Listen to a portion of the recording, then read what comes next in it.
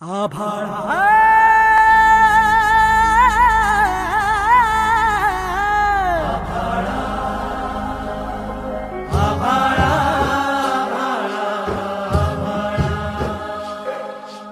कसदार बीजा पोटी कसा तररला इळा पांडगुळा पायी झाड काढत कागळा